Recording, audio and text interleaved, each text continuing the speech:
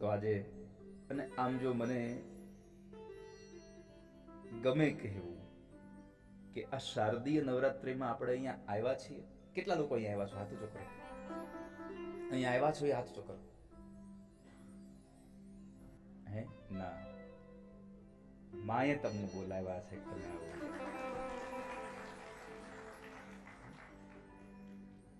માં કહે છે કે આપ આવો અહીંયા. અને વિચાર તો કરો,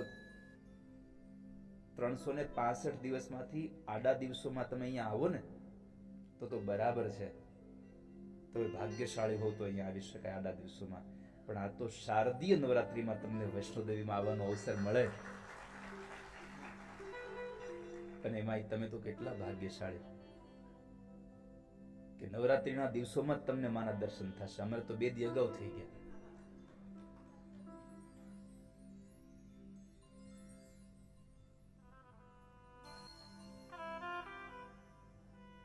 આ ઉપાસનાના દિવસો છે, આ શક્તિની ઉપાસના છે. આપણા ભારત વર્ષમાં 4 નવરાત્રીઓ આવે છે. હિન્દુ ધર્મમાં 4 નવરાત્રીઓ છે. એક આ શારદીય નવરાત્રી, બીજી ચૈત્રી નવરાત્રી, પછી ખબર છે એક અષાઢ મહિનાની, 3, પછી એક મા મહિના. આ 4 નવરાત્રીઓ છે. એમાંથી સૌથી વધારે જો નવરાત્રીનો ઉત્સવ ઉજવાતો હોય તો શારદીય નવરાત્રીનો. અને આ શારદીય નવરાત્રી એમાં શક્તિની ઉપાસના. માથે ગરબો લઈ અને ઘૂમવાનો અવસર. માથા ઉપર ગરબો લઈને નો નાચો ને તો કાઈ નહીં. આ શરીર એક ગરબો જ છે, યાદ રાખજો. આ શરીર પણ એક ગરબો છે. જેમ ઓલા માટીના ગરબામાં એક જ્યોતિ જગાવો છો ને, એમાં આ ગરબામાં પણ જ્ઞાનની જ્યોતિ જગાવજો અને પછી રમવાનો આનંદ આવશે તમને. જ્ઞાનની જ્યોતિ જાગે.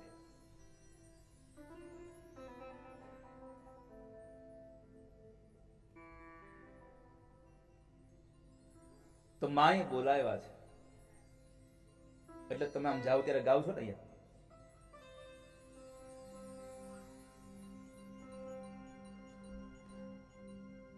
चलो बुलावा आया है, माता ने बुलाया है.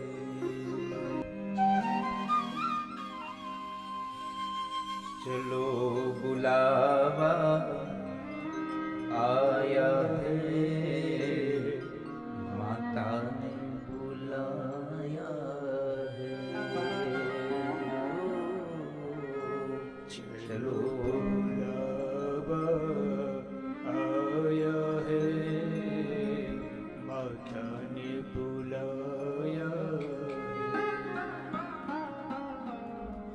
આપણા એક ગ્રંથો, આપણા વેદોએ પણ માં ભગવતીની ઉપાસનાને બહુ મહત્વ આપ્યું છે.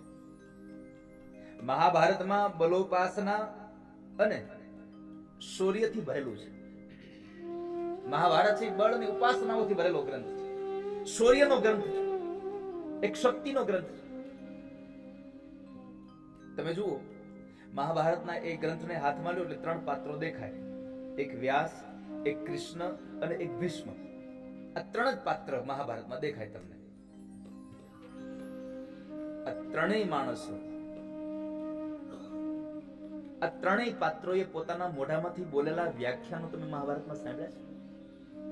એમાં આ 3 વ્યક્તિઓ, વ્યાસ, ભીષ્મ અને કૃષ્ણ, આ 3 જે મહાભારતના પાત્રોમાં જે બોલ્યા છે, પોતાના મુખમાંથી જે શબ્દ બોલ્યા છે, એ શબ્દોમાં, એ વાક્યોમાં કાં તો તેજ સમાયેલું છે, કાં શૌર્ય સમાયેલું છે, કાં ઓજ સમાયેલું છે, કાં પૌરુષ સમાયેલું છે, અને કાં પરાક્રમથી ભરેલું વાક્ય છે. એમનું હોતું જ નથી. શક્તિની ઉપાસના છે. મહાભારતમાં મહર્ષિ વ્યાસે પાંડવોને દેવી ઉપાસના કરવાનું કહ્યું છે કે તમે જગદંબાની ઉપાસના કરો, તમે શક્તિનું આરાધન કરો. વ્યાસ બોલ્યા છે કે હે પાંડવો, હે ધર્મરાજ, ધર્મને ટકાવી રાખવો હોય તો તમે દેવીની ઉપાસના કરો, જગદંબાની ઉપાસના કરો, શક્તિની ઉપાસના કરો. શક્તિ એટલે એક માત્ર કેવળ સ્ત્રી નહીં હો. શક્તિ એટલે કેવળ સ્ત્રી નહીં, એ ચાહે ઈશ્વર શક્તિ પણ હોઈ શકે અને ઈશ્વરીય શક્તિ પણ હોઈ શકે, ગમે તે હોય. તમે શક્તિની ઉપાસના કરો. કેમ? ધર્મને ટકાવવો હશે તો તમારે શક્તિની ઉપાસના એટલે કે સદવિચારોની ઉપાસના કરવી પડશે. અનાદિ કાળથી આપણા સદવિચારો ઉપર, આપણા દેવી વિચારો ઉપર આસુરી વૃત્તિના હુમલાઓ થયા છે. એ આસુરી વૃત્તિના હુમલાઓ અને એનાથી બચવા માટે, એમાંથી રક્ષણ થવા માટે એક સદવિચાર રૂપી શક્તિની ઉપાસના બહુ જરૂરી છે. દેવી ઉપાસના જરૂરી છે. સૌ સાથે મળે માના દુર્ગાના એ લીલા ચરિત્રોનું જ્યાં જ્યાં ગાન થઈ રહ્યું છે એને સાંભળતા જ જવા. આપણા મનની અંદર એમને સ્થાન આપતું જવું.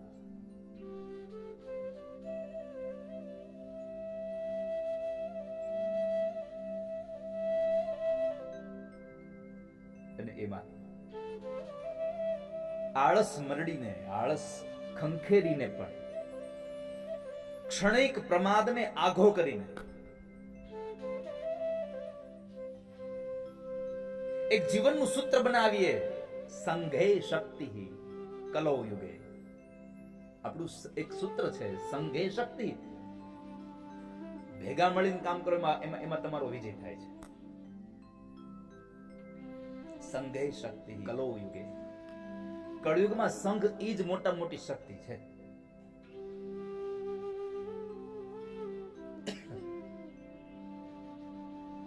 તો બધા ભેગા મળીને વાણી કરીએ, શારદીય નવરાત્રોત્સવની ઉપાસના કરીએ. આ શારદીય નવરાત્રી એટલે ઘણા માટે તો ખાવું પીવું મજા કરવી, અડધી રાતે ફરવું. ઈ જ આ દિવસોમાં ખાઈ પીને મજા કરવાનો આ સમય નથી. આ સમય ઉપવાસ રહીને માની ઉપાસના કરવાનો છે. અને કદાચ ઉપવાસ ન કરી શકો તો કાંઈ વાંધો નહીં, કારણ કે તમને ઉપવાસ આવે ત્યાં જ સુકી ભાજી દેખાવા માંડે. વિચાર આવે કે આ બધે તો આવું આવું જમે છે, આપણા હાટું હું બનાવ્યું હશે. ઉપવાસ ન કરો તો કાંઈ નહીં. મારી પ્રાર્થના છે, 9 દિવસ ઉપાસના કરજો, માની ઉપાસના કરજો. બેઠા હો, ચાલતા હોય, સૂતા હોય, નીંદર ન આવે ત્યાં સુધી માનું જપ કરતા રહેજો. તમને જે માની અંદર ભરોસો હોય એનું નામ લીધા કરજો. તમારું મંગલ કરશે. સંઘે શક્તિ કલો યુગે.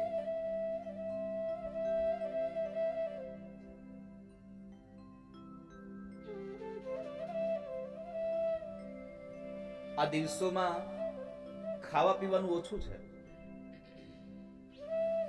પરંતુ આ દિવસોમાં આપણી આસુરી જે વૃત્તિઓ જે છે, આપણી વિચાર શ્રેણીઓ છે, એના પર વિજય મેળવવાનો એટલે વિજયાદશમીનો અવસર.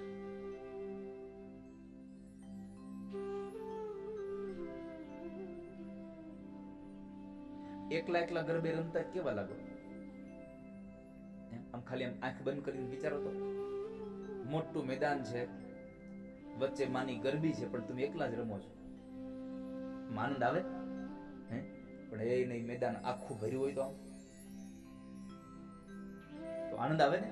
સંઘે શક્તિ કલો યુગે. પોતાનામાં રમમાણ કરવાનો અવસર છે. પોતાની અંદર એક જ્યોતને જગાવવાનો એક અવસર છે. એકતાનો સંદેશો દેવા માટેનો આ દિવસો છે નવરાત્રી.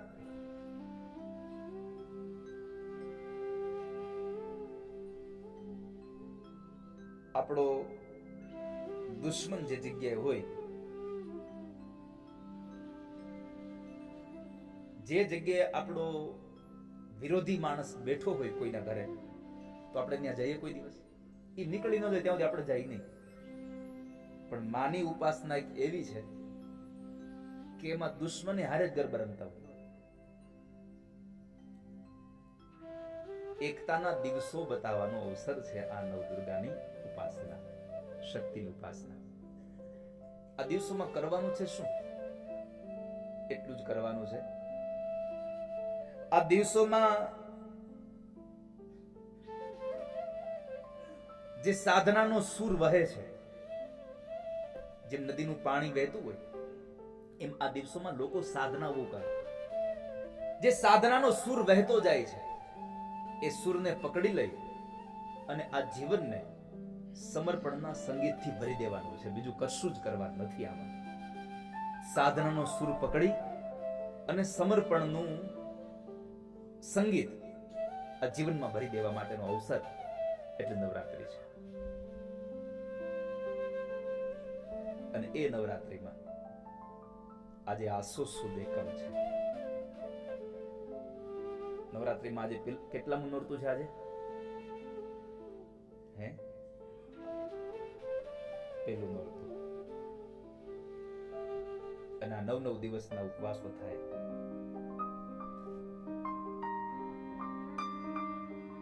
અને એના માટે કહેવું ગમે છે આજે, એવું પડવેથી પેલું માનું નોરતું હોજી રે. પડવેથી પહેલું મારું નોરતું હોજી. આ 9 દિવસોમાં આજે નવરાત્રીઓ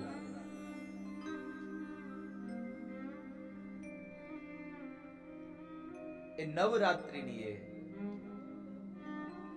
નવદુર્ગાની એ કથા ભગવાન વ્યાસ અને માં ભગવતીએ આપણા જીવ ઉપર કૃપા કરી છે કે આપણને આ 18 પુરાણોમાંનું એક પુરાણ શ્રીમદ દેવી ભાગવત સાંભળવા મળી રહ્યું છે. અને આ પુરાણ સાંભળે એને શું નથી મળતું? જે માણસ આ દેવી ભાગવતની કથાને હૃદયંગમ કરે છે, પોતાના હૃદયમાં બિરાજમાન કરે, એને શું ન મળે? અષ્ટાદશ સહસ્ત્રાણામ શ્લોકાનામ કુરુ સંગ્રહમ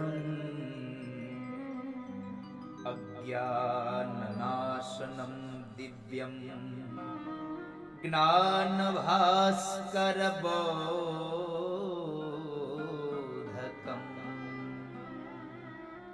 શું મળે? સુખદમ શાંતિદમ ધન્યમ દીર્ઘાયુષ્યકરમ શિવમ શૃણવતામ પઠતામ ચેદમ પુત્ર પૌત્ર વિવર્ધનમ. દેવી ભાગવતની કથા સાંભળો તો મળે શું? સુખદમ શાંતિદમ ધન્યમ. આપણે ભગવાન પાસે માગીએ હું? સુખ શાંતિ સમૃદ્ધિ દેજો, બીજું કઈ જોતું? પણ અહીંયા કહ્યું છે જે માં ભગવતીની આ કથાને સાંભળે છે એમને દીર્ઘ આયુષ્ય મળે છે. બીજું શૃણવતામ પઠતામ ચેદમ પુત્ર પૌત્ર વિવર્ધનમ. માની જે કથા સાંભળે,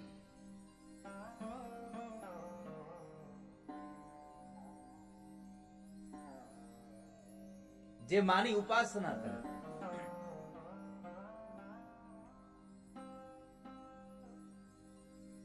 એની બધી ઈચ્છાઓ સંપન્ન થાય.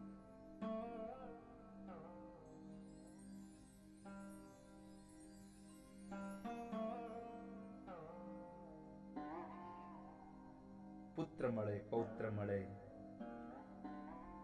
અને એ કથાનું આપણે અષ્ટાદશ પુરાણની અંદર શ્રીમદ ભાગવતનો જે ક્રમ છે એ દેવી ભાગવતની કથા આપણે સાંભળવા માટે અહીંયા બેઠા છીએ ત્યારે એ ગ્રંથનો પ્રારંભ મહાત્મ્યથી થઈ રહ્યો છે. મહાત્મ્ય એટલે ગ્રંથની પ્રારંભિક ઓળખાણ. જ્યાં સુધી ઓળખાણ ન થાય ત્યાં સુધી પ્રેમ ન જાગે. બિનુ પરતીતિ હોય નહીં પ્રીતિ. પ્રેમ ત્યારે જ થાય કે જ્યારે તમને એના પ્રત્યેની માહિતી હોય. કોઈ દી કીધું અજાણ્યા માણસ પ્રત્યે મને બહુ પ્રેમ હો? ના, તમે જાણતા હો તો જ પ્રેમ થાય, તો જ તમને પ્રીતિ જાગે. આ દેવી ભાગવતમાં તમને પ્રીતિ જગાડવા માટે મહાત્મ્ય આપ્યું છે. અને એ મહાત્મ્યનો પ્રારંભ કરતા ભગવાન વ્યાસ નારાયણે લખ્યું છે, સૃષ્ટો યા સર્ગ રૂપા જગદન વિધૌ પાલનીયા ચરોદ્રી સંહારે ચાપી યસ્યા જગદિદમખિલં ક્રીડનમ યા પરાખ્યા પશ્યન્તિ મધ્યમાથો તદનુ ભગવતી વૈખરી વર્ણરૂપા સાસ્મદ્વાચમ પ્રસન્ના વિધિહરિગિરિશા રાધિતાલં કરોતુ. સૃષ્ટો યા સર્ગરૂપા જગદન વિધૌ પાલની યા ચ રૌદ્રી. દિવ્ય શ્લોકો સાથે